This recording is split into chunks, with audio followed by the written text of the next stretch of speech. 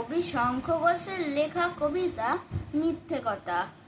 লোকে আমায় ভালোই বলে, দিব্যি চলন সই, দোষের মধ্যে একটু নাকি মিথ্যে কথা কই। ঘাটশিলাতে যাবার পথে ট্রেন ছুটেছে যখন, মায়ের কাছে বাবার কাছে করছি বকম বকম।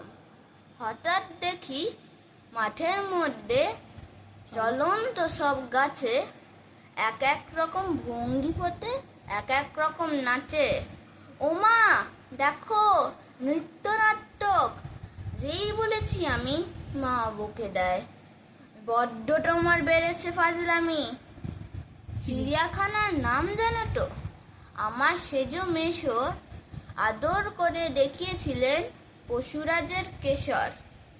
হঠাৎ কদিন পরে চুন ঘষানো দেয়াল জুড়ে একই অবিকল সেই রকমই মূর্তি যেন দেখি। ক্লাসে গিয়ে যেই বলেছি আমি সুরঞ্জনার কাছে, জানিস আমার ঘরের মধ্যে সিংহ বাঁধা আছে। শুনতে পেয়ে দিদিমণি অমনি বলেন, শোনো, এসব কথা যেন আর শুনি না কখনো। তাই বলি না সেসব কথা, সামলে থাকি খুব। কিন্তু সেই দিন হয়েছে কি, এমনি বেয়াকুব, আকাশ পারে আবারও চোখ গিয়েছে আটকে। শরৎ মেঘে দেখতে পেলাম রবীন্দ্রনাথকে।